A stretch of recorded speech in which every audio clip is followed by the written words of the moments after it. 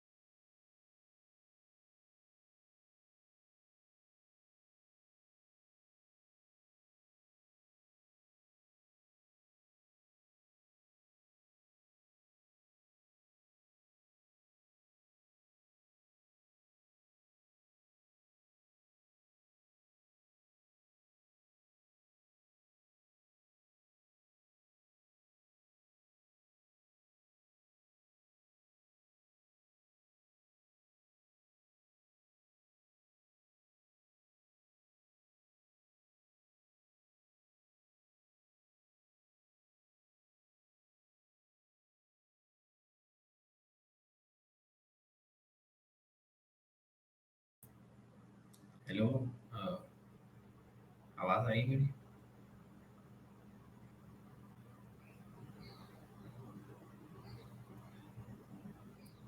हाँ हाँ, आ रही है। आ रही है। वो 35 पे स्टार्ट करते हैं।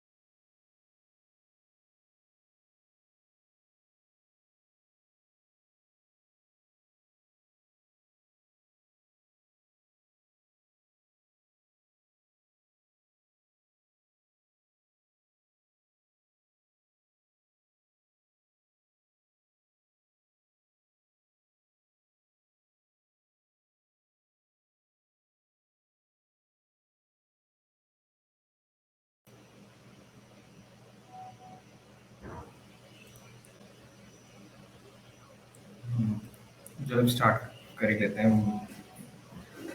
बाकी किसी को आना होगा तो बुला लेना उनको। अभी हम स्टार्ट करें सर। Welcome everyone. ये हमारा कंपोज का जो सेकंड सेशन होगा, एंड इसमें हम जो कंपोज बेसिक्स वाला पार्ट था उसको कवर करेंगे। एंड इससे पहले कि we begin with the session, are there any questions regarding the previous session or anything else?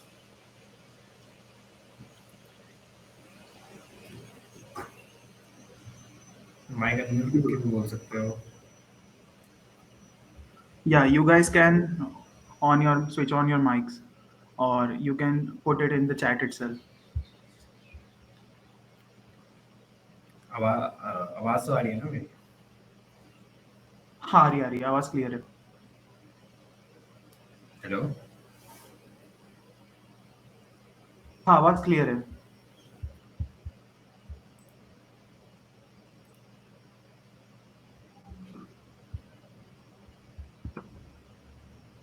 Hello, आवाज आ रही है? आवाज क्लियर है, आवाज क्लियर है। स्क्रीन भी विजिबल है ना? या स्क्रीन भी विजिबल है। ओके।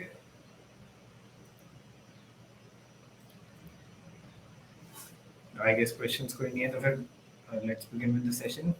तो पहले डिस्कस कर लेते हैं what are you going to cover in this session. छोटा ही सेशन रखेंगे, इसको ज़्यादा बड़ा नहीं करेंगे सिंस मिड सेम भी आ रहे हैं एंड लोगों को पढ़ना होगा।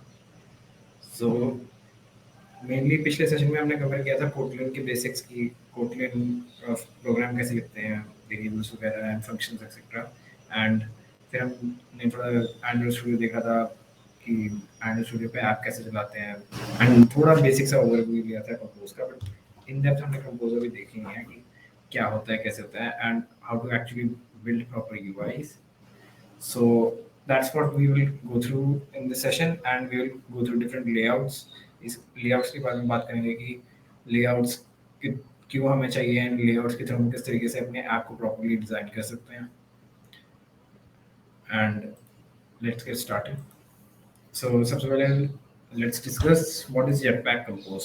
तो अभी हमने कुकिंग वगैरह देख लिया, बट जेटपैक कंपोज के बारे में हमने अभी तक प्रॉपर्ली देखा नहीं है। तो jetpack compose is a UI toolkit present in the Android Jetpack libraries and ये modern UI toolkit है जिसको हम use करते हैं for making user interfaces in Android applications and this isn't the original method for making UIs in Android। इससे पहले XML exist करता था and उसके थ्रू UIs बनते थे, बट अब ये एक नया टूलकिट आई है UI बनाने के लिए एंड इसके काफ़ी ज़्यादा एडवांटेजेस एग्जिस्ट करते हैं ओवर जो previous method of making UI था। इसका मेन एडवांटेज ये होता है कि हमें कोड काफ़ी कम लिखना पड़ता है।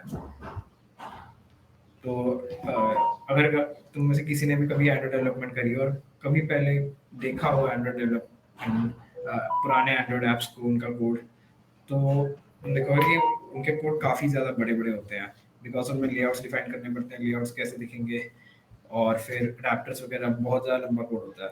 बट उसके कंपैरिजन में कंपोज में हमें उतना लंबा कोड लिखने की ज़रूरत नहीं पड़ती, काफ़ी सारा काम जो कि है छोटे कोड के अंदर अंदर हो जाता है एंड इसमें बहुत सारे कोड टीम्स वगैरह यूज़ होते हैं जिसकी वजह से ये एक्सएमएल के कंपैरिजन में काफ़ी ज़्यादा एफिशिएंट होता है एंड ये जो कि है सिंपल ओनली कोटलिन में यूज़ होता है, ये जावा के साथ कंपैटिबल नहीं है। तो टेक्निकली यहाँ पे हमें देख ही रहा है कि कैसे android applications are slowly migrating to completely to Kotlin and modern Android applications are being developed in Jetpack and Compose only, and so they are also being developed in Kotlin only, and most of the applications are trying to migrate to Jetpack Compose. So Jetpack Compose का जो basic building block है वो एक composable function है। इसके बारे में थोड़ा सा हमने पिछले सेशन में डिस्कस किया था, बट प्रॉपर्ली अभी देखते हैं इसको। कंपोजेबल फंक्शन जो है सिंपली एक फंक्शन ही होता है, बट इस फंक्शन में हम कुछ रिटर्न नहीं करते कोई भी वैल्यू। इस फंक्शन को हम कोई पर्टिकुलर इनपुट देते हैं एंड उस इनपुट के थ्रू ये एक यूआई जनरेट करता है। मतलब हम इसमें सिंपली डिफाइन करते हैं कि हमें यूआई में क्या क्या चाहिए। हम क्या कहते हैं, यूआई बनाते नहीं हैं इसमें, हम यूआई डिफाइन करते हैं कि अगर हमारे यहाँ पे टेक्स्ट होना चाहिए या यहाँ पे ये लेआउट होना चाहिए जिसमें ये 10 टेक्स्ट बॉक्स है, तो फिर हम जो कि है यूआई को डिस्क्राइब कर रहे हैं सिर्फ। एंड जो एक कंपोजेबल फंक्शन होता है वो एक यूआई एलिमेंट को एमिट करता है, मल्टीपल भी कर सकता है, सिंगल भी कर सकता है। एंड एक कंपोजेबल फंक्शन को हम सिर्फ एक कंपोजेबल के अंदर ही कॉल कर सकते हैं। मतलब आप एक कंपोजेबल फंक्शन को एक नॉर्मल फंक्शन के अंदर कॉल नहीं कर सकते।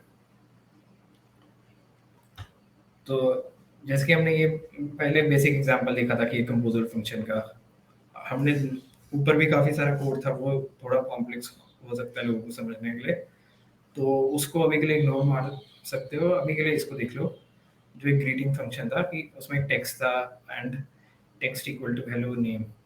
तो ये नेम तो सबको पता होगा, ये स्ट्रिंग टेम्पलेट है, ये मैंने पिछले सेशन में बताया था। एंड फिर हम देखते हैं टेक्स्ट को। तो ये जो फंक्शन है ग्रीटिंग फंक्शन, इसको हमने कंपोजेबल एनोटेशन दी हुई है। अब कंपोजेबल एनोटेशन जो की है, जब भी हमें कोई एनोटेशन देखनी होती है, एनोटेशन को हम देते हैं @ और फिर एनोटेशन का नाम। And annotation is mainly used to provide extra information about any function और एनी फील्ड। सो एक बार हम किसी फंक्शन को @ कंपोजेबल एनोटेशन दे देते हैं, तो वो एक कंपोजेबल फंक्शन बन जाता है। कंपोजेबल फंक्शन का मतलब, अब ये एक यूआई को डिस्क्राइब करेगा एंड इसके अंदर कंपोजेबल्स यूज कर सकते हैं, जैसे टेक्स्ट। यहाँ पे ये फंक्शन फिर ग्रीटिंग, ये पूरा इसका फॉर्मेट है जो कि नॉर्मल फंक्शन की तरह ही है, इसमें कुछ खास अलग नहीं है, बस ऊपर वो एनोटेशन लगाई हुई है। एंड फॉर एग्जांपल हमें मान लो ये ऐप बनानी है इस तरीके की, ये ऊपर एक इमेज है, नीचे 2 टेक्स्ट लिखे हुए हैं। तो इसके लिए मान लो हम एक कंपोजर फंक्शन बनाते हैं, सिंपल सा पेट नेम फंक्शन, सिंपल सा फंक्शन ही है, बस ऊपर की एनोटेशन लगा दी है कंपोजेबल की। तो इसके लिए हम सबसे पहले टेक्स्ट डाल सकते हैं। टेक्स्ट, ये इसमें फिर थोड़ा टेक्स्ट का देखते हैं कि टेक्स्ट क्या है। So text is like simplest form of a composable. Text is simply used to display any kind of text on the screen. So ये text composable है, ये भी एक function ही है बस। Usually composable functions जो कि हैं वो मैंने पहले डिस्कस किया था, पास्कल केस में होते हैं, मतलब कि पहला लेटर कैपिटल होता है।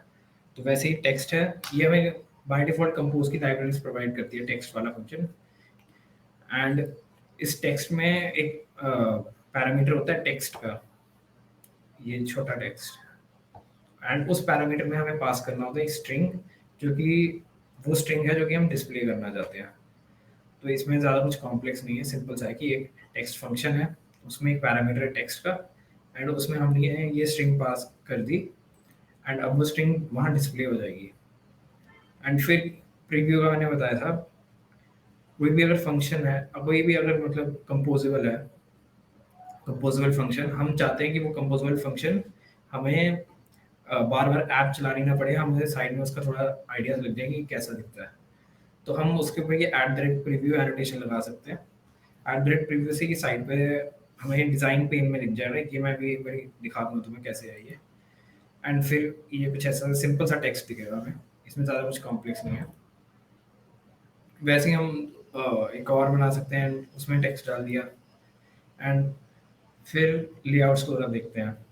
सो मेनली इसमें टेक्स्ट वाले में तो कुछ कॉम्प्लेक्स था नहीं, सिंपली हम टेक्स्ट लेंगे फंक्शन, एंड उसमें कोई भी हमारी जो स्ट्रिंग है वो डाल देंगे, एंड वो सिंपली हमें डिस्प्ले हो जाएगी। इसमें तो किसी को कोई डाउट?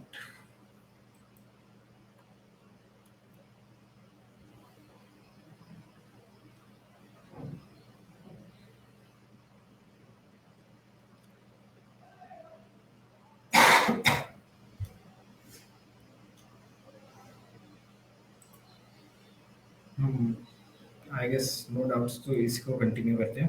तो अभी तक तो हमने देख लिया कि ये टेक्स्ट वाला, ये मैं एक बार दिखा देता हूँ मैं।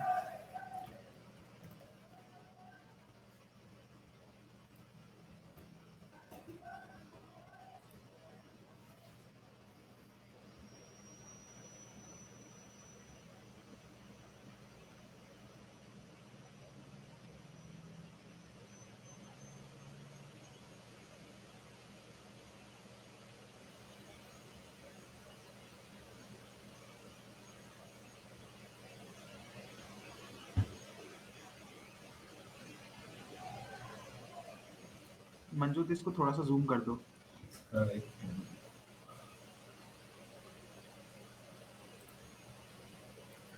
फॉन्ट साइज बड़ा कर देता हूँ।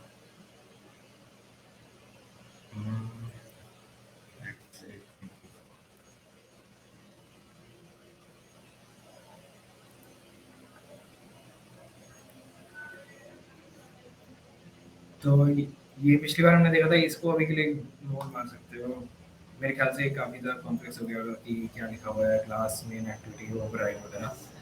तो इसको अभी के लिए इग्नोर मार सकते हो। सिंपली हम यहाँ पे काम करते हैं, मैं यहाँ पे ये पैरामीटर डाल देता हूँ नेम का।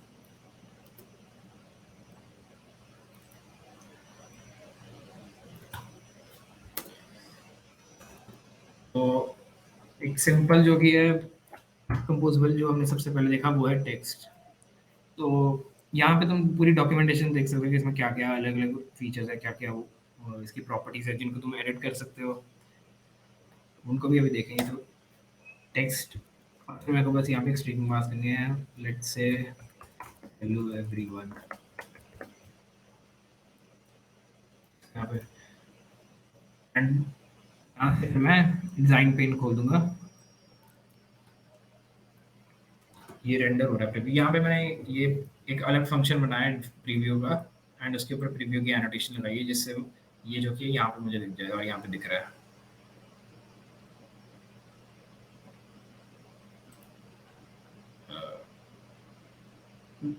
हम्म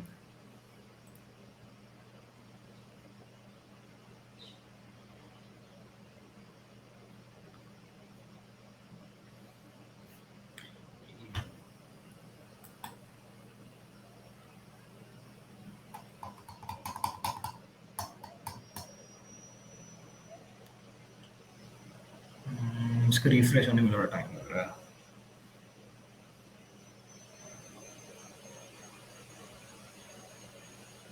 हाँ, तो जैसे यहाँ पे मैंने सिंपली टेक्स्ट डाला और वो सिंपली टेक्स्ट दिख रहा है, ज़्यादा कुछ इसमें है नहीं।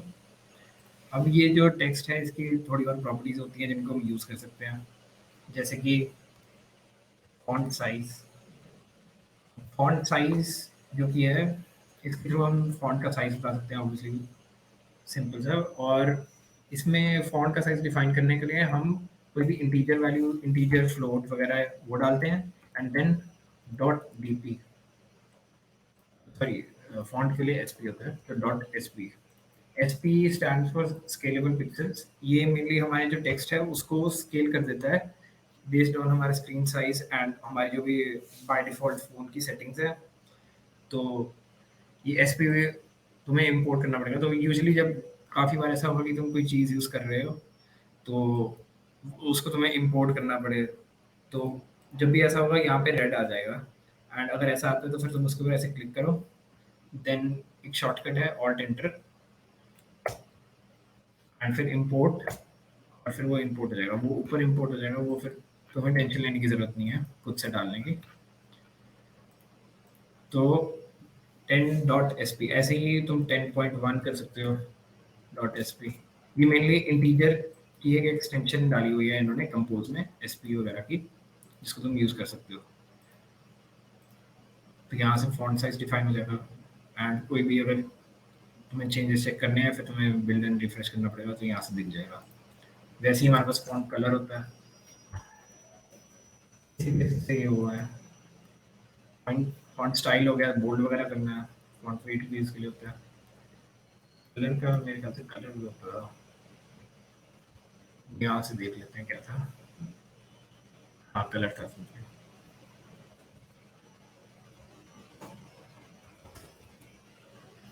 Let's say colour dot green, colour dot green, और फिर बिल्ड एंड रिफ्रेश।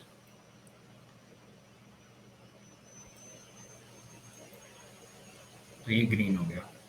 तो ये सिंपल से थोड़ी प्रॉपर्टीज थी इसकी, इसको तुम अपने आप से एक्सप्लोर कर सकते हो कि क्या क्या अलग अलग प्रॉपर्टीज है। टेक्स्ट डुरेशन, अलाइन, अलाइन उसके लिए हो जाएगा। तो अभी के लिए टेक्स्ट में इतना ही। टेक्स्ट के अलावा अगर हम देखते हैं लेआउट्स का, लेआउट से पहले मैं इसको थोड़ा ऐसे देखता हूँ। मान लो मैं चाहता हूँ कि ये टेक्स्ट के नीचे एक और टेक्स्ट आ जाए। तो अब अगर मैं ये टेक्स्ट के नीचे टेक्स्ट डाल दूंगा और लिख देता हूँ हाउ आर यू, एंड फिर इसको बिल्ड एंड रिफ्रेश करता हूँ।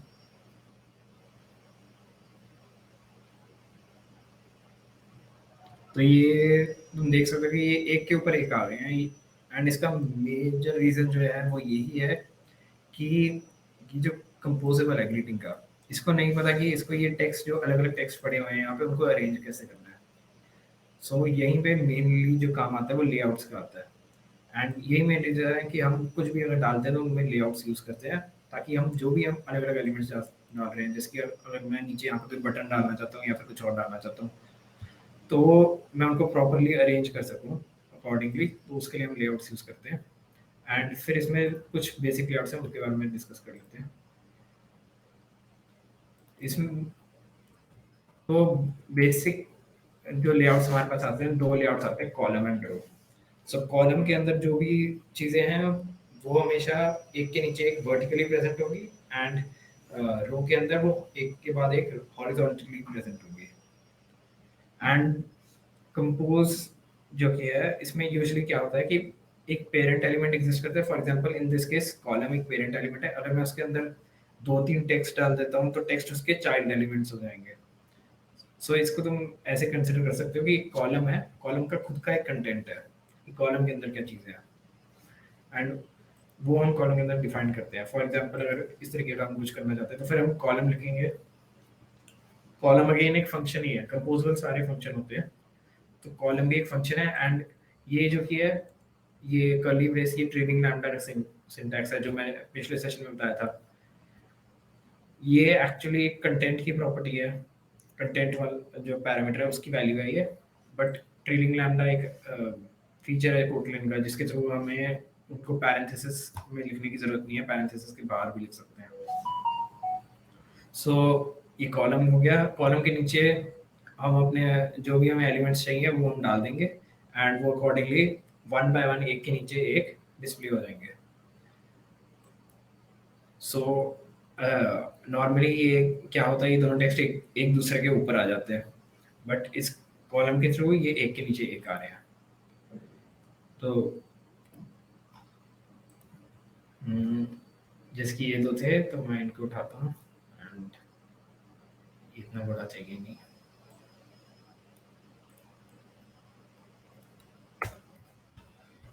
यहाँ से लेता हूँ कॉलम।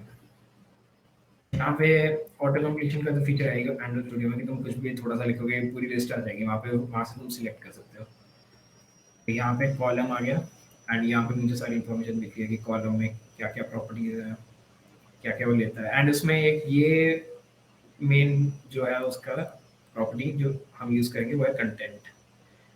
अब कंटेंट जो कि आप देख सकते हो एक लैम्बडा फंक्शन है, फंक्शन कह रहा है सॉरी, लैम्बडा फंक्शन है, तो फिर हम इसमें एक लैम्बडा एक्सप्रेशन पास कर सकते हैं, एंड वही हम करते हैं जब हम कंपोजेबल सीखते हैं। तो कॉलम,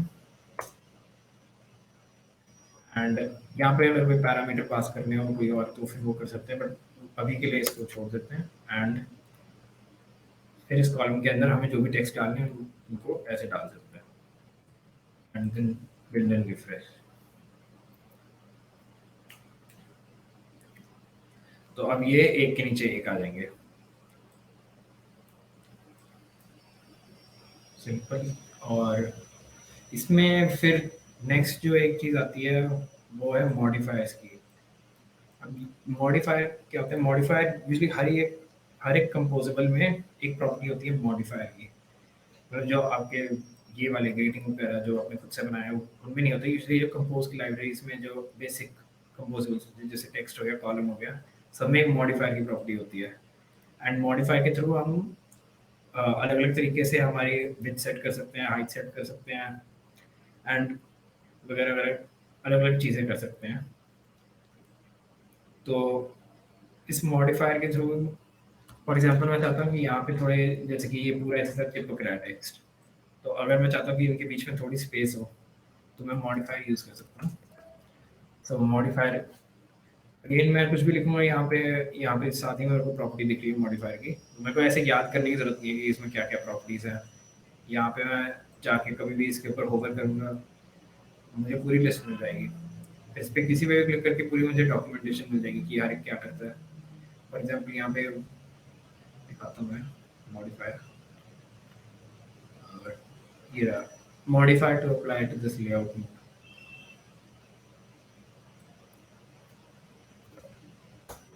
सो मॉडिफायर लिखने के लिए सिंपली पहले मॉडिफायर, एंड फिर हमें बहुत सारे अलग अलग मेथड्स मिलते हैं जो कि हम यूज़ कर सकते हैं अपने कंपोजेबल को डेकोरेट करने के लिए, उसको अलग तरीके से डिज़ाइन करने के लिए। अभी के लिए मुझे स्पेस चाहिए, तो स्पेस किसी भी कंपोजर के अराउंड स्पेस डालने के लिए पैडिंग यूज़ होती है। तो पैडिंग के लिए मैं फॉर एग्जांपल 10 कर देता हूँ, एंड ये डीपी होगा। डीपी होता है डेंसिटी इंडिपेंडेंट पिक्सेल्स। तो ये आपके जो ये पैडिंग है, अगर आप डीपी के थ्रू डिफाइन करते हो तो फिर वो according to the screen size वो स्केल हो जाते हैं। एंड मतलब यूजुअली आपको अलग अलग स्क्रीन साइजेस की टेंशन लेने की जरूरत नहीं पड़ती। तो ये भी मुझे इंपोर्ट करना पड़ेगा। एंड इंपोर्ट हो गया। एंड एक चीज़ जो यहाँ पे देखने की जरूरत है वो है, अगर तुम कभी भी साइज या विथ हाइट पैडिंग वगैरह डिफाइन कर रहे हो तो हमेशा तुम डीपी यूज करोगे। बट अगर तुम किसी टेक्स्ट का फॉन्ट साइज डिफाइन कर रहे हो तो वहाँ पे तुम्हें एसपी यूज करना पड़ेगा। इसका जो यूज है एसपी का एंड डीपी का वो सेपरेटली है कि एसपी सिर्फ टेक्स्ट के यूनिट्स के लिए होता है। एंड उसको मेनली रखा है इसलिए गया है कि जो लोगों के ऐप फोन्स होते हैं उनमें उनकी अपनी खुद की वो फॉन्ट साइज की सेटिंग्स होती हैं कि लार्ज रखना है स्मॉल रखना है, तो उसके अकॉर्डिंग ये स्केल कर देता है उनको फॉन्ट साइजेस को। तो सिंपली इसकी पैडिंग देखें, मैंने अभी ज़्यादा कुछ नहीं किया, बस इसमें पैडिंग डाली है और इससे जो कि 10 डीबी की स्पेस इसके अराउंड आ जाएगी। तो फिर यहाँ पे देख सकते हैं पहले वाले में आ गई है 10 डीबी की स्पेस। ये यहाँ पे डिज़ाइन व्यू में भी थोड़ी सी दिख रही है, प्रॉपरली थोड़ा ना दिख रहा हो बट ये। और इसमें कोई पैडिंग नहीं डाली है तो फिर ये ऐसे ऐसे ही पड़ा हुआ है। तो अभी कॉलम में जैसे कि हाँ, हम्म, अभी एक अभी तक जितना किया उसमें कोई डाउट नहीं।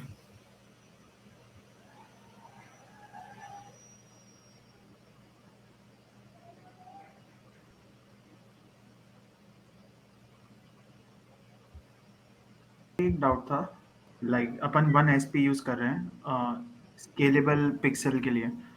तो उसके आगे हमने एक साइज बाय डिफाइन किया डिफॉल्ट टू। 1 एसपी का बाय डिफॉल्ट वैल्यू ऐसे नहीं है, वो डिपेंड करेगा ना कि स्क्रीन साइज क्या है। लाइक ऐसा होता है ना कि 1 एसपी का जो डेफिनेशन अब होता है जो वो one. Depend on the density ये, मतलब अगर मैं बड़ी स्क्रीन पे 1 एसपी कर रहा हूँ तो फिर उसका साइज अलग होगा।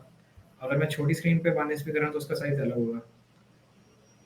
डीपी डेंसिटी इंडिपेंडेंट पिक्सल होता है, डीपी। एसपी वो होता है scalable pixel.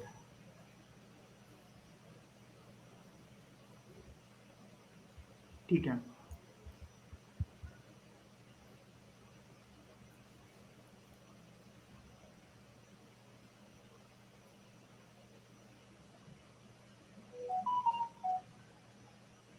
What is sense of 10 into 2? 10 तो वैल्यू है ना, मतलब 1 एक छोटी वैल्यू है, 10 एक बड़ी वैल्यू है, 20 उससे भी बड़ी वैल्यू है।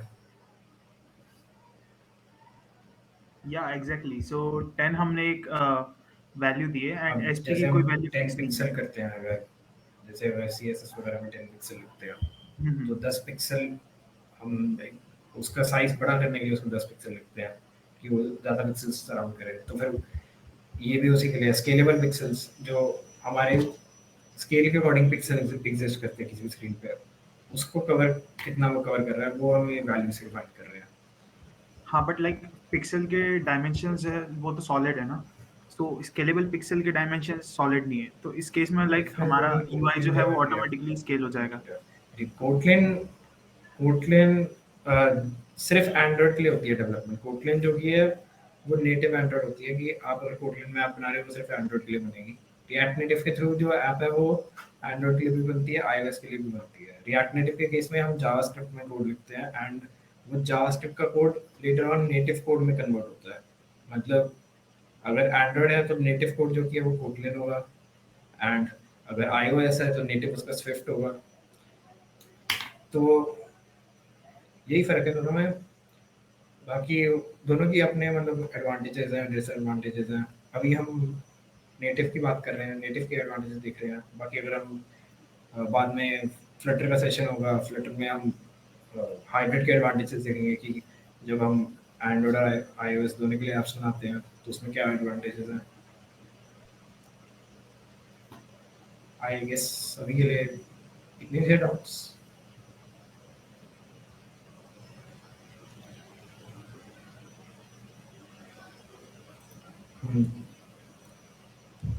आके देख लेते फिर रो एक बार दिखा देता हूँ मैं। रो में भी वैसे कुछ खास अलग होगा नहीं।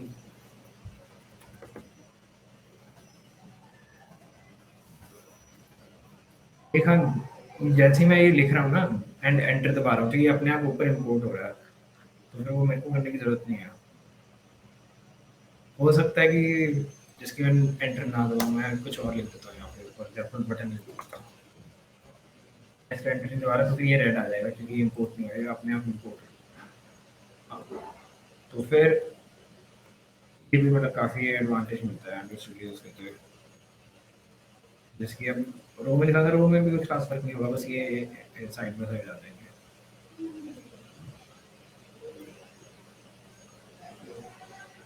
तो ये साइड बाय साइड आ गया। इसको वापस कॉल कर देते हैं।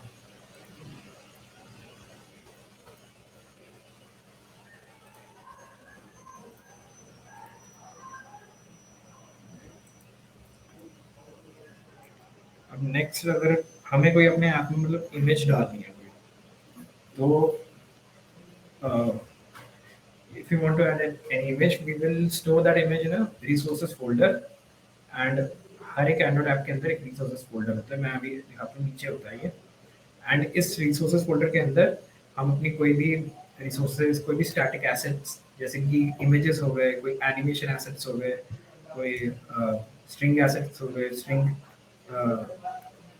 कोई भी हमें मतलब रॉ फाइल्स रखनी है, कोई जेसन फाइल होगी, कोई एक एक्सेल फाइल होगी, कोई भी ऐसी चीज़ें, तो हम उनको इस रिसोर्सेज फोल्डर के अंदर डालते हैं। एंड इस रिसोर्सेज फोल्डर के अंदर और अलग अलग फोल्डर्स होते हैं to properly organise these files. तो उनमें से एक होता है ड्रॉएबल। अब ड्रॉएबल क्या रेफर करता है? ड्रॉएबल उन फाइल्स को रेफर करता है जो कि आप एज एन इमेज आप अपने ऐप में दिखा सकते हो या दिखाना चाहते हो मेनली। इसमें यहाँ पे प्रॉपर्ली दिख नहीं रहा होगा, जैसे यहाँ वर्जन 24 लिखा है, इसका क्या मतलब है? वो इसलिए है क्योंकि एक्चुअली ये इस फोल्डर के भी अलग अलग फोल्डर्स हैं, वो तुम्हें प्रोजेक्ट व्यू में दिखेगा, वो भी मैं दिखा दूंगा एक बार। अब ये तुमने कोई भी मतलब इमेज यूज करनी है तो तुम उसको सिंपली इस ड्रॉएबल फोल्डर के अंदर डाल सकते हो। एक बार तुमने उसको ड्रॉएबल फोल्डर के अंदर डाल दिया, तो अगर उसको हमें एक्सेस करना है तो उसको मेनली उसकी आईडी के थ्रू एक्सेस करते हैं। एंड उसकी आईडी ऑब्टेन करने के लिए यहाँ पे यूज होता है r.drawable. जो भी उसकी नेम है। तो आर यहाँ पे क्या है? आर यहाँ पे एक ऑटो जनरेटेड क्लास है जो कि एंड्रॉइड हमारे लिए जनरेट करता है। एंड आर मेनली रिसोर्सेज की क्लास है कि आपकी कोई भी रिसोर्सेज आपने डाले हुए हैं उनको अगर आपको एक्सेस करना है तो आप इस आर क्लास को यूज कर सकते हो। देन आप स्पेसिफाई करोगे वो कौन से फोल्डर में है, आर के अंदर कौन सा रिसोर्स है। वो रिसोर्स टाइप्स हैं, ये ड्रॉएबल हो गया, एक्सएमएल हो गया, सारे मेन्यू हो गया, नेविगेशन वगैरह, सारे रिसोर्सेज टाइप्स हैं। तो आर डॉट ड्रॉएबल करके हमें सारे ड्रॉएबल्स मिल जाएंगे जिसमें यूज, तो फिर डॉट जो भी फाइल का नाम है, तो इसके थ्रू हम उस पर्टिकुलर इमेज एसेट को एक्सेस कर सकते हैं। तो फॉर एग्जांपल मेरे को कोई इमेज डालनी है तो सिंपली, तो किसी भी इमेज को लेने के लिए हम एक फंक्शन यूज करते हैं, पेंटर रिसोर्स। अब पेंटर रिसोर्स एक ऐसा फंक्शन है जो कि एक इमेज की आईडी लेता है, इमेज ड्रॉएबल की मेनली आईडी लेता है। एंड ड्रॉएबल की आईडी कैसे लेनी है वो मैंने बता दिया, r.drawable. जो भी नाम है, जैसे कोडा है नाम तो कोडा, r.drawable.कोडा। एंड उसको एक पेंटर रिसोर्स, पेंटर के ऑब्जेक्ट में कन्वर्ट करता है। एंड ये पेंटर ऑब्जेक्ट में कन्वर्ट करना क्यों इम्पोर्टेंट है वो मैं बताता हूँ। सो फॉर एग्जांपल यही वाले r.drawable.कोडा, इसको पेंटर रिसोर्स में डाल दिया तो उसका हमने इस वेरिएबल इमेज में स्टोर कर दिया। वेरिएबल्स वगैरह तो डिस्कस कर लिए थे, वैल एंड वायर। एंड फिर एक बार हमें इसका एक पेंटर ऑब्जेक्ट बना दिया, हमें उसको एक इमेज कंपोजेबल के अंदर पास करना होगा। अब इमेज जो कि है वो भी एक कंपोजेबल फंक्शन है जिसमें दो रिक्वायर्ड पैरामीटर्स होते हैं, painter and content description. Painter जो कि है उसमें हम पास करेंगे कौन सी इमेज हमें यूज करनी है, एंड मेनली उसका पेंटर रिसोर्स। तो जो यहाँ पे हमने इमेज रखी है उसको हम इस पेंटर पैरामीटर के अंदर पास कर देंगे एंड सिंपली इसके थ्रू हम इमेज को डिस्प्ले कर सकते हैं। एंड कंटेंट डिस्क्रिप्शन नाम से ऑब्वियस होगा कि ये इमेज क्या दिखा रही है उसके लिए होता है। एंड ये स्पेसिफाई करना इंपॉर्टेंट हो जाता है कि एंड्रॉइड के दूसरे काफ़ी फीचर्स होते हैं जो कि डिसेबल्ड लोगों के लिए हेल्पफुल होते हैं, उनके लिए मेनली इमेजेस वगैरह की कंटेंट डिस्क्रिप्शन अगर हम प्रोवाइड कर दें तो फिर एंड्रॉइड उनको एफिशिएंटली यूज़ कर लेता है। तो कंटेंट डिस्क्रिप्शन वैसे उतना कुछ है हमें सामने नहीं दिखता कभी, इमेज में आपको सिर्फ जो आपने इमेज पास करी है वही दिखेगी। Content description mainly Android use करता है पीछे से। तो जैसे हम सिंपली कॉलम में पास करते हैं तो ऊपर हमें ऐसे इमेज दिख जाएगी। तो यहाँ पे मैं जैसे कि एक इमेज लेता हूँ,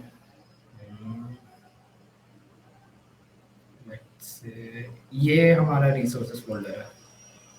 ये इसके अंदर हम अलग अलग टाइप ऑफ रिसोर्सेस को डाल सकते हैं। ड्रॉएबल में अपना देखा ही था हमने।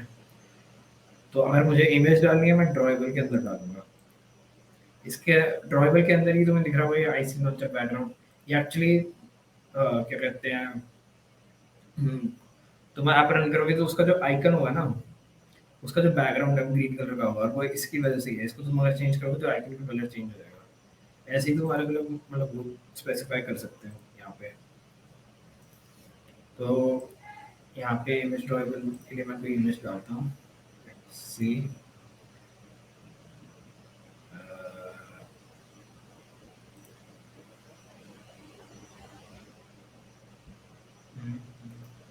कॉपी हो जाएगी। चलो यहाँ से देख लेता हूँ। तो यहाँ न्यू में जाके इमेज एसेट इसमें दबा सकते हो।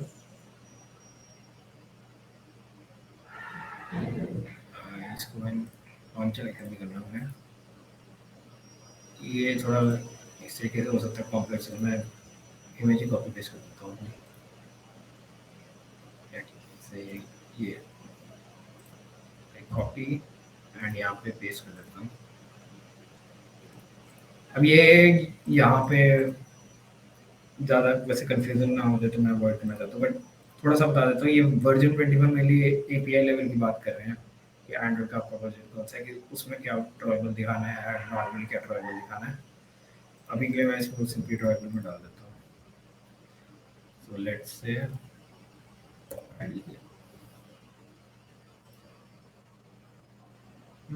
ये कौन सा file version, right, JPG use कर लेते हैं।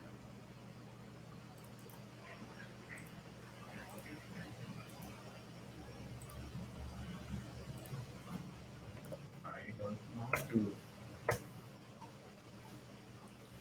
So यहाँ पे मैंने एक PNG सेव कर दिया है एंड अब मुझे इस इमेज को यहाँ पे डालना है। तो मैं यहाँ सिंपली लिख दूँगा इमेज। यहाँ पे मेरे पास ऑप्शंस आ गया है, एक पेंटर वाला और एक इमेज वेक्टर वाला। इमेज वेक्टर को अभी के लिए इग्नोर कर सकते हो, पेंटर वाले पे भी ध्यान देते हैं। तो ये इमेज कंपोजेबल में मुझे मैंने बताया था 2 चीज़ें डालनी है। अब यहाँ पे होवर करोगे तो तुम्हें इनके बारे में इंफॉर्मेशन मिल जाएगी। पेंटर टू ड्रॉ, ये वो पेंटर ऑब्जेक्ट है जो हमें दिखाना है। एंड पेंटर ऑब्जेक्ट हम किसी इमेज से कैसे बनाएंगे, पेंटर रिसोर्स फंक्शन से। इसमें हमें आईडी पास करनी है उस पेंटर की। आईडी हम कैसे एक्सेस करेंगे, आर क्लास में से।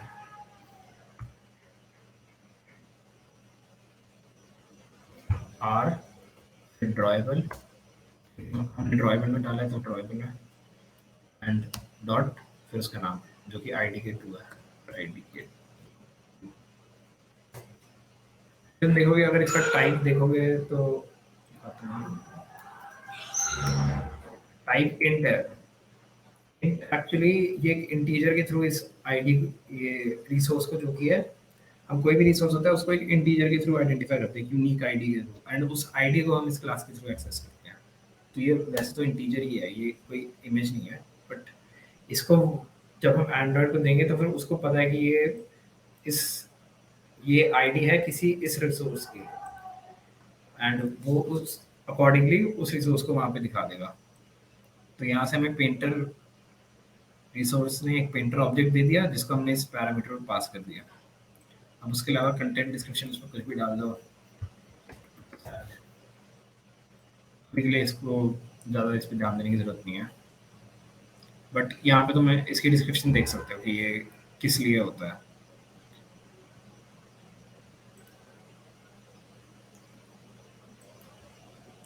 वैसे तुम्हें इसके ऊपर देख सकते हो, किसी भी पैरामीटर के ऊपर होवर कर सकते हो, उसकी डॉक्यूमेंटेशन तुम्हें मिल जाएगी कि क्या करता है वो। तो मेरे ख्याल से बस इमेज को दिखा देते हैं। जिस वाली हटा ही देता हूँ मैं।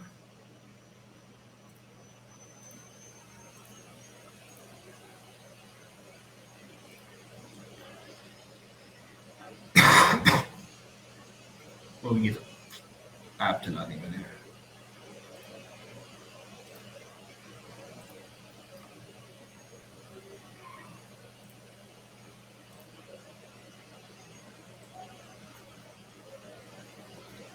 ऐप चला के भी देख सकते हो अभी। तो ये इमेज दिख गई तुम्हें, ये हो गई हमारी इमेज। तो इस तरीके से तुम सिंपली इमेज ऐसे दिखा सकते हो, इसमें कुछ ज़्यादा सोचने वाला नहीं है। तुम्हें बस कोई भी इमेज है उसको इस ड्रॉएबल फोल्डर में डाल दो। देन इस इमेज कंपोजेबल के थ्रू तुम्हें बस एक पेंटर ऑब्जेक्ट डालना है उस इमेज का। एंड पेंटर ऑब्जेक्ट तुम कैसे लोगे? पेंटर रिसोर्स फंक्शन से, जिसमें तुम्हें आईडी पास करनी है, आर डॉट ड्रॉएबल डॉट जो भी उसकी आईडी है।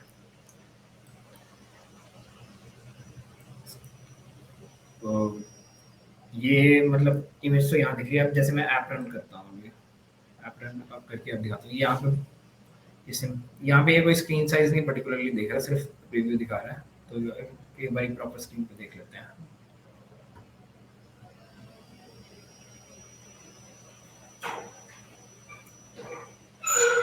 यहाँ पे ऐसे टेक्स्ट लगता है, ज़्यादा ही छोटा कर दिया।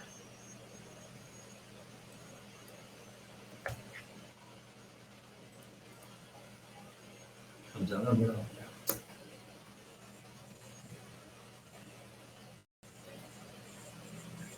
ये अभी ऐसे दिख रहा है। तो इसमें इमेज में कोई डाउट तो नहीं?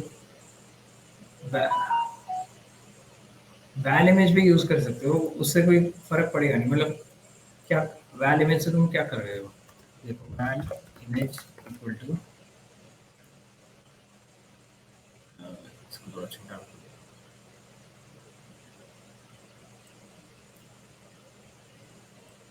अब ये पेंटर रिसोर्स है, यहाँ डाल दिया। अब ये जो भी है पेंटर रिसोर्स क्या कर रहा है? पेंटर का ऑब्जेक्ट रिटर्न कर रहा है ना। एंड अब ये इमेज देखोगे तुम, ये एक पेंटर ऑब्जेक्ट है। अब तुम या तो इस इमेज ऑब्जेक्ट को यहाँ पे डाल दो, या डायरेक्टली यहाँ पे इस फंक्शन को कॉल कर दो। दोनों सेम चीज़ है, उससे भी फर्क नहीं पड़ता। और या तो तुम उसको पहले एक वेरिएबल में स्टोर करो, फिर उस वेरिएबल को यूज करो, या फिर डायरेक्टली यूज कर लो।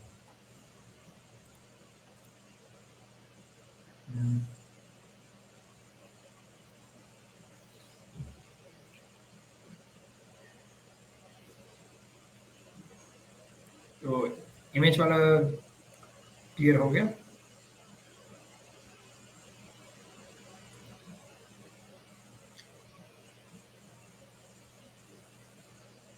ओके।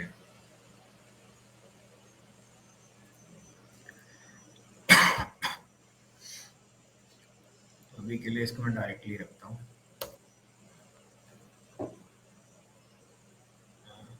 इस ऐप को बंद कर देता हूँ यहाँ से।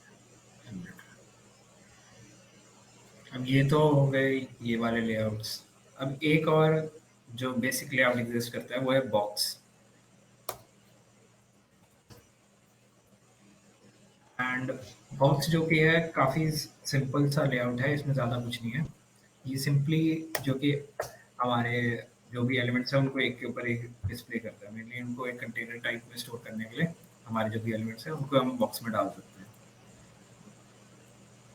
तो अगर फॉर एग्जांपल मैं चाहता हूँ कि ये इमेज जो कि है एज अ बैकग्राउंड इमेज में डाल दूँ, तो इसको मैं थोड़ा ऐसे कर सकता हूँ कि यहाँ मैंने डाल दी बॉक्स में। एंड कॉलम को अब ये मैं डालूंगा तो ये भी एक के ऊपर एक आ जाएंगे, मुझे वो नहीं चाहिए, मैं इनको कॉलम में रखता हूँ। एंड अब अगर हम इस यूआई को देखें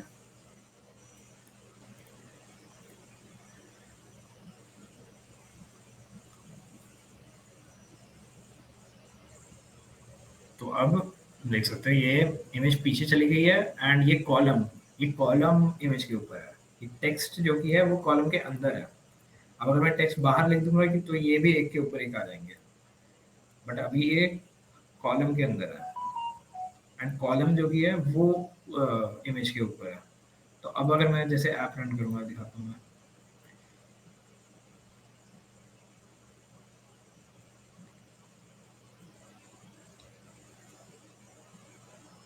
तो अब ये इसके ऊपर आ रहे हैं। अब जैसे कि तुम देख सकते हो ये इमेज सिर्फ इतना सा एरिया कवर कर रही है, ज़्यादा नहीं कर रही है। तो अब अगर मैं चाहता हूँ तो फिर इसका जो कि रीजन है वो पूरा कवर हो, तो उसके लिए हम क्या कर सकते हैं, उसमें लिए हम अगेन मॉडिफायर यूज़ कर सकते हैं।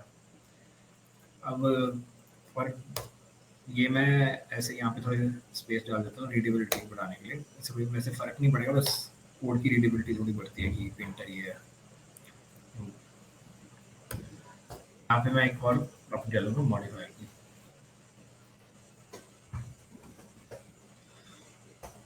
तो मैं क्या चाहता हूँ, ये इमेज जो की है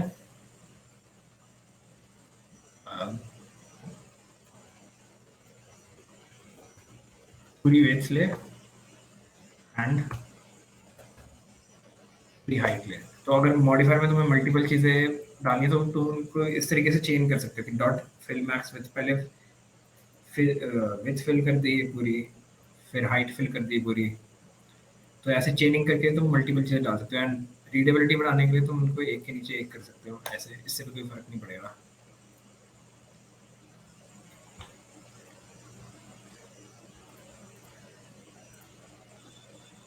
तो यहाँ तो देखिए रन करो प्रॉपर्ली।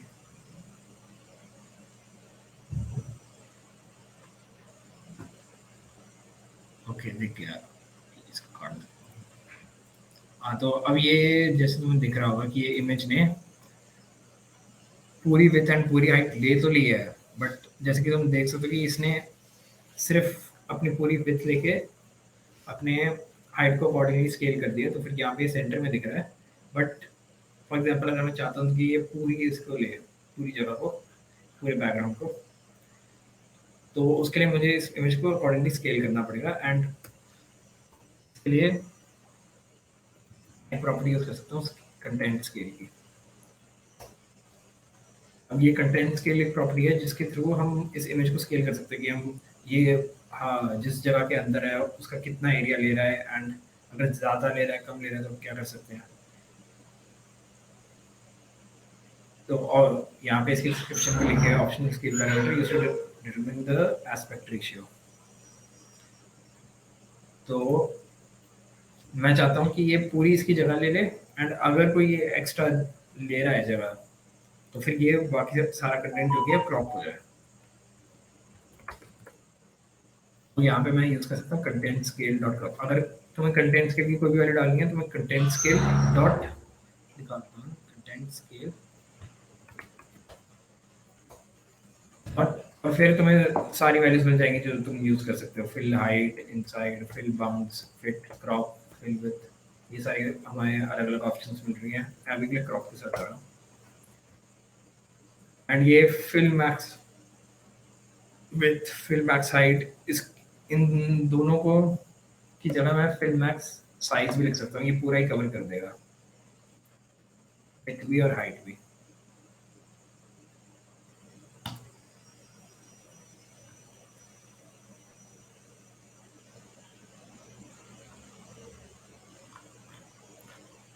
तो अब जैसे कि तुम देख सकते हो ये इमेज जो कि पूरा एरिया ले रही है एंड उसके टॉप पे हमारे पास ये दो क्या कहते हैं, ये कॉलम है एंड उसके अंदर ये दो टेक्स्ट है जो कि एक के ऊपर एक आ रहे हैं। अब बॉक्स में भी हम मतलब कंस्ट्रेंट्स यूज करके कंस्ट्रेंट लेआउट डाल के वगैरह कर सकते हैं इनको पूरा अरेंज करने के लिए, बट अभी के लिए इसको इतना ही सिंपल रखते हैं एंड अभी हमने जो मेन लेआउट्स की बात करी है उसको देख लेते हैं, बट कॉलम की बात करी थी। कॉलम में हमने एक के बाद एक सिंपली टेक्स्ट डाला, ज़्यादा कुछ था नहीं। कॉलम में, रो में भी ज़्यादा कुछ नहीं था, बस साइड के साइड होएगा, एंड बॉक्स में एक के ऊपर एक। और ये इमेज है, इमेज पीछे आ गई, कॉलम ऊपर आ गया। एंड फिर ये तो लेआउट्स की बात हो गई। लेआउट्स, उसके अलावा हमने थोड़ी बहुत प्रॉपर्टीज देखी थी, टेक्स्ट की थोड़ी प्रॉपर्टीज देखी थी, जैसे फॉन्ट साइज। ये उसका फॉन्ट साइज डिफाइन करने के लिए हम एसपी यूज करते हैं, किसी भी इंटीजर, फ्लोट, डबल किसी के साथ भी। एंड कलर डिफाइन करने के लिए हम कलर डॉट ग्रीन यूज कर, मतलब कलर की प्रॉपर्टी यूज करते हैं। एंड कोई भी कलर एक्सेस करने के लिए हम कलर डॉट कर सकते हैं। इसको दिखा देता हूँ। कलर डॉट से ये सारे हमारे पास ऑप्शन आते हैं। अगर हमें कोई खुद का डालना है तो उसका भी हमारे पास ऑप्शन है। मेरे ख्याल से कलर का कंस्ट्रक्टर होता था, एग्जैक्टली मुझे याद नहीं कैसे था। वो तुम कभी भी डॉक्यूमेंटेशन चेक कर सकते हो कि अगर तुम्हें कस्टम कलर डालना है कैसे होता। बाकी तुम अपने कलर्स और थीम्स वाली फाइल होती है एक यहाँ पे, इसके बारे में अभी मैं डिस्कस नहीं करूँगा। ये कलर वाली फाइल यहाँ पे तुम अपने वो डाल सकते हो कलर्स। ये तुम अभी के लिए अपने आप से एक्सप्लोर कर सकते हो, अभी के लिए इसको डिस्कस नहीं करते। यहाँ पे हेक्साडेसिमल वैल्यू डाली है वैसे तुम यहाँ से भी चूज कर सकते हो, बट अभी के लिए इसको कर देते हैं कुछ भी। लेट्स से कर देते हैं, तो ऐसे कलर चेंज हो जाएगा। मॉडिफायर के थ्रू तुम पैडिंग डाल सकते हो, पैडिंग पैडिंग डाल सकते हो, हाइट विथ सेट कर सकते हो, एंड और भी काफ़ी सारी चीज़ें जो तुम कर सकते हो। एंड ये तो टेक्स्ट की बात होगी। मॉडिफायर वैसे हर ये उसमें होता है कंपोजर में, जैसे कॉलम में भी मॉडिफायर होता है। वो मॉडिफायर मैं यूज़ कर सकता हूँ। एंड फॉर एग्जांपल अब मैं चाहता हूँ कि ये जो यहाँ पे है, ये जो टेक्स्ट है ये सेंटर में आए, तो पहले तो उसके लिए कॉलम जब किया, कॉलम को पूरी हाइट लेनी पड़ेगी। तो पूरी हाइट देने के लिए मॉडिफायर डॉट फिल हाइट, मैं पूरी हाइट दे देता हूँ कॉलम को। एंड फिर उसके बाद कॉलम में जो कि है एक जो हमें प्रॉपर्टी मिलती है जिसको हम यूज़ कर सकते हैं, वो है वर्टिकल अरेंजमेंट। अब वर्टिकल अरेंजमेंट जो कि प्रॉपर्टी है वो हमें ये बताती है कि वर्टिकली जो हमारे ऑब्जेक्ट्स हैं कैसे अरेंज होंगे, जो भी हमारे लेआउट की चिल्ड्रन है वो वर्टिकली कैसे अरेंज होंगे। इसमें हमारे पास कुछ ऑप्शंस आते हैं। अगेन अरेंजमेंट डॉट करके तुम सारे ऑप्शंस देख सकते हो कि क्या क्या ऑप्शन आते हैं। Bottom, centre, space around, space between. अगर तुमने कभी सीएसएस लिखी हुई तुम्हें स्पेस इंटरनली, स्पेस बिटवीन वगैरह का अच्छे से आइडिया होगा। मेनली अभी के लिए अरेंजमेंट और सेंटर देख लेते हैं। मैं चाहता हूँ कि ये जो यहाँ पे आइटम्स पड़े हैं वो सेंटर पे आ जाए।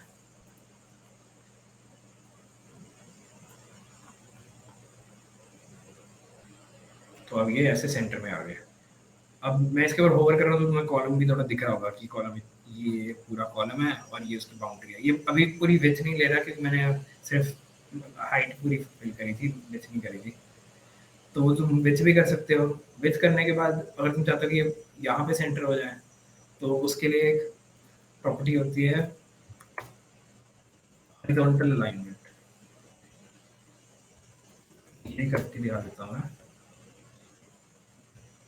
अब विड्थ भी पूरी फिल कर देते हैं, इसको साइज ही कर देते हैं।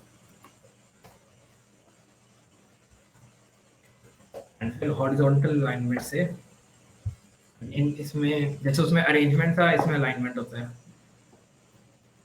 अलाइनमेंट डॉट करके तुम्हें सारे ऑप्शन मिल जाएंगे कि क्या क्या ऑप्शन है। Centre, centre horizontally and start. तो अभी के लिए मैं सेंटर हॉरिजॉन्टली चूज कर लेता हूँ।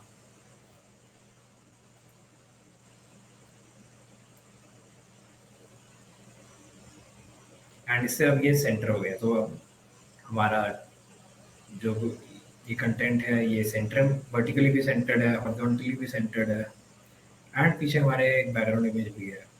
तो अब हमारी ऐप कुछ दिख रही है, कुछ नहीं कर रही है वैसे, एंड कुछ खास वैसे दिख भी नहीं रही है। बट चलो, एक पहले जो ग्रीटिंग ऐप थी सिंपल सी जिसमें कुछ भी नहीं था, उससे तो बेटर ही है, कुछ तो है मतलब। तो ये सब मैं किसी डाउट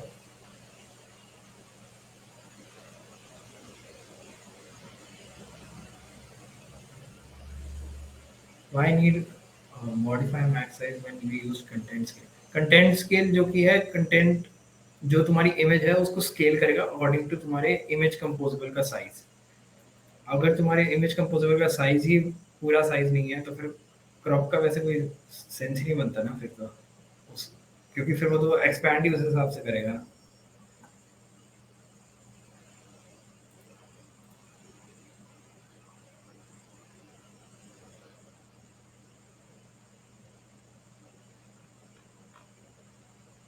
और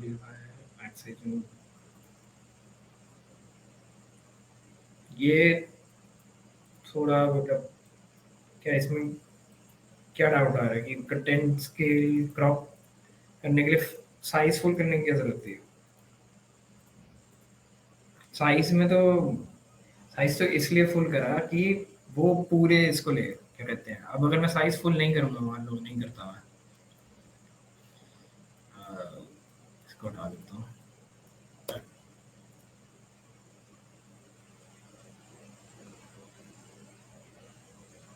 ये देखो, अब साइज फुल ना करने से क्या हो रहा है कि ये सिर्फ इतनी सी जगह ले रहा है। मैंने स्पेसिफाई नहीं किया कि इमेज कंपोजेबल की हाइट क्या है, विड्थ क्या है।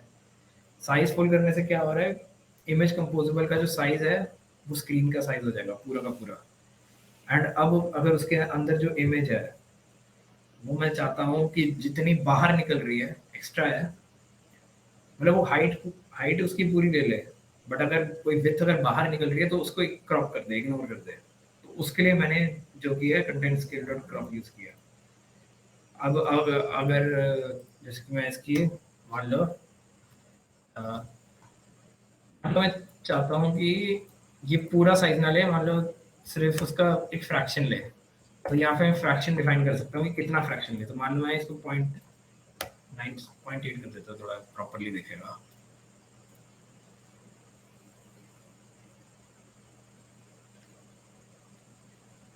तो अब ये इसने 0.8 ले लिया है और अब ये 0.8 का ये इमेज जो कि 0.8 के अंदर अंदर क्रॉप हो रही है। तो जितना इमेज कंपोजेबल का साइज होगा उतने के अंदर अंदर ही वो क्रॉप होगा, उसके बाहर नहीं जाएगा। तो इसलिए मैंने मैक्स साइज कर दिया था ताकि वो पूरे की पूरी स्क्रीन के अंदर क्रॉप हो।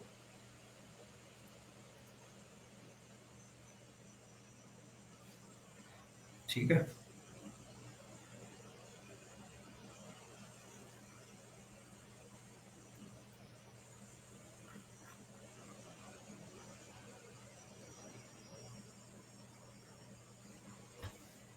हाँ, ये मॉडिफायर जो कि मॉडिफायर इमेज कंपोजेबल को चेंज कर रहा है।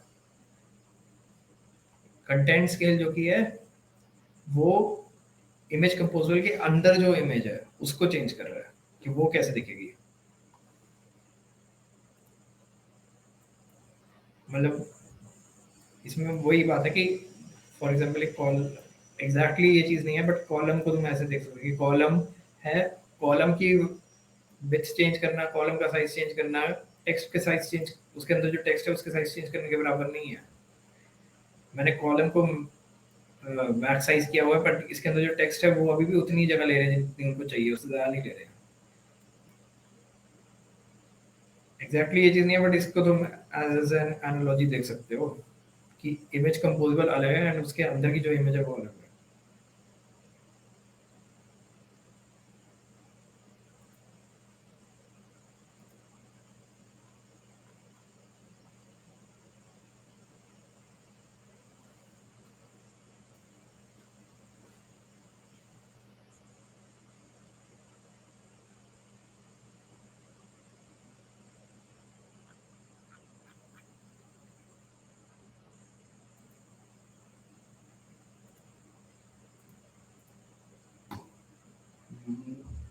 तो अभी तक जितना भी सारा कवर किया उसमें कट आउट इतना, आज के सेशन के लिए इतना ही रखते, ज़्यादा नहीं रखते, ज़्यादा लंबा नहीं रखेंगे।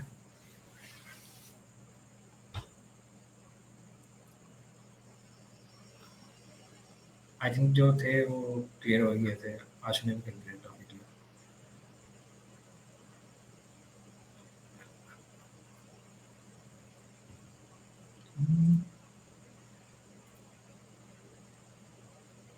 तो अब सेशन के बाद तुम्हारा मन करे तो तुम ऐसे ट्राई कर सकते हो, अलग अलग मतलब प्रॉपर्टीज वगैरह देख सकते हो कि टेक्स्ट की होती है, फॉन्ट फैमिली ऐसे चेंज करते हैं। एंड जो मेनली अभी हमने कंटेंट कवर किया था वो पाथवे 3 का था। अगर तो ये इसका लिंक डाल देना चैट में। ये मतलब एंड्रॉइड का ऑफिशियल कोर्स है गूगल का, एंड हमारा जो कंपोज कैम्प का जो कंटेंट है वो इसके सिमिलर ही है, इसके अराउंड ही है। तो फिर अगर तुम्हें फर्दर अगर तुम्हें कंपोज आगे पढ़नी है, एक्सप्लोर करनी है, तो फिर तुम ये कोर्स को देख सकते हो। जो अभी हमने कवर किया वो सेम कंटेंट तो तुम्हें यूनिट 1 के पाथवे 3 में मिल जाएगा, एंड वो कवर कर लोगे। उसके एंड में क्विज होगी, क्विज अगर तुमने सॉल्व कर दी तो तुम्हें बैच मिल जाएगा, एंड वो बैच तुम्हारे गूगल डेवलपर प्रोफाइल पे आ जाएगा, एंड उसके थ्रू तुम उसको अपने रेज्यूमे पे दिखा सकते हो कि तुम्हारे पास ये बैचेस है। बट बैचेस को छोड़ो, वो उतना ज़रूरी नहीं है। मेनली ज़रूरी पार्ट ये है कि तुम इसको देखो एंड गो थ्रू करो कोर्स को, एंड फिर तुम खुद से भी ट्राई करो थोड़ा यूआई वगैरह बनाना। सिंपल यूआई तो बना ही सकते हो, जैसे मैंने अभी बना के दिखाया। एक सिंपल सा था, टेक्स्ट दिख रहा था बीच में, पीछे इमेज थी। तो ज़्यादा टाइम नहीं लगेगा सीखने में बेसिक यूआईज बनाना। बाकी थोड़े इंटरमीडिएट और एडवांस टॉपिक्स में काफ़ी टाइम लग सकता है, बट यहाँ से तुम स्टार्ट कर सकते हो। एंड बाकी कंपोज कैंप के तुम कोई भी मतलब तुम गो थ्रू करते हो कंपोज कैंप का, तो तुम उसमें कुछ भी मतलब तुम्हारे पास खुद की कोई टिप्स है वगैरह है, तो तुम इस यहाँ पे google.compose टिप्स में जाके तुम अपनी टिप्स वगैरह सबमिट कर सकते हो। एंड अगर गूगल को तुम्हारी टिप्स अच्छी लगती है तो फिर वो तुम्हें रिकॉग्निशन देते हैं, प्राइस वगैरह कुछ देते हैं। उसका प्रॉपर्ली मेरे को आइडिया नहीं क्या होता है, वो तुम्हें एक्सप्लोर कर लेना। यस एग्जैक्टली, सो ये एंड चीज होता है कि आपको गूगल के बाकी अगर कंपोज तुम्हें कैंप जो अपन फर्दर एक्सप्लोर करना है तो कोर्स तो वो है ही, वो कोर्स भी कर लेना। उसके आगे भी काफ़ी सारे एंड गूगल के ही कोर्सेज हैं जो कि तुम देख सकते हो। ऑफिशियल कोर्सेज है कोटलिन में ही। कोटलिन का एक पुराना कोर्स भी है, नया वाला ये कंपोज वाला है। पुराना वाला एक्सएमएल के साथ था। एंड बाकी इसके फर्दर एडवांस टॉपिक्स पे भी है कोर्सेज, को रूटीन्स पे भी है। एक पूरा कोर्स को रूटीन्स पे है, तो वो तुम देख सकते हो।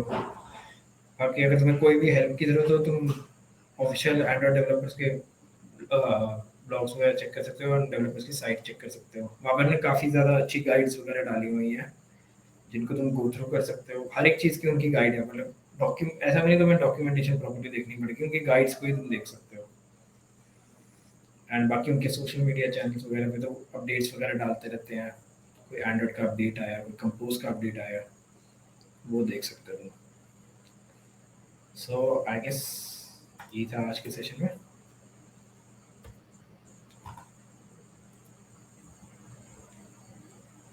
नहीं आ रही थी ओके। आवाज।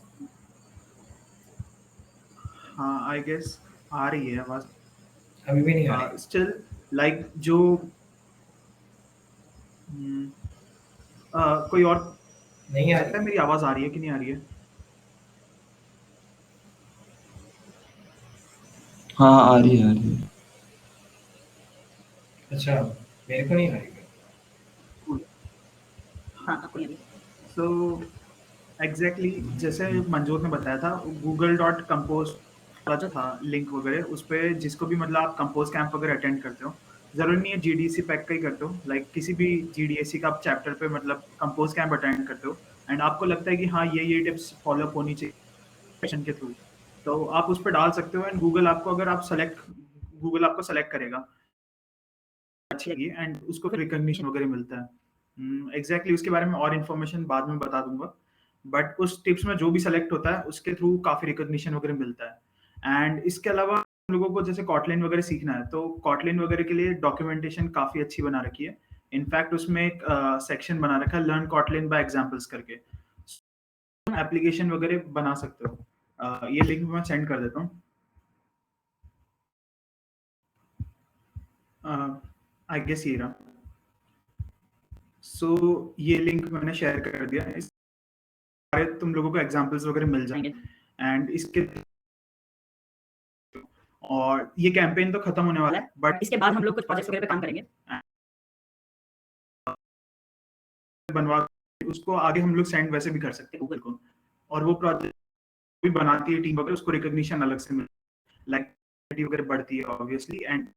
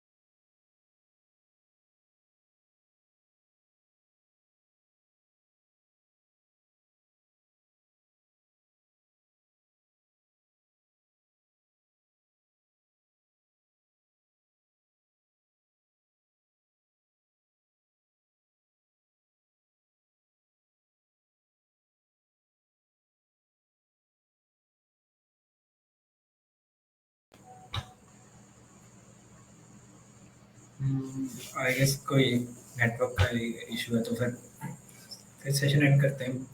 एक मुझे पता है कि मिड सेम्स हैं, बट ये काफ़ी सिंपल, तुमने देखा ही होगा, काफ़ी सिंपल सा बेसिक ऐप बनाना। ऊपर का जो भी गंदा सा कोड था वो उसको इग्नोर मार सकते हो, ग्रीटिंग फंक्शन के अंदर ही अभी के लिए काम कर लो और थोड़ा बहुत प्रैक्टिस कर लेना, ज़्यादा करने की ज़रूरत नहीं है। बाकी मिड सेम्स के बाद थोड़ा प्रॉपरली कर सकते हो अगर करना चाहते हो। एंड बस अभी के लिए इतना ही था। थैंक्स फॉर कमिंग एवरीवन, और you are free to leave. Thank you.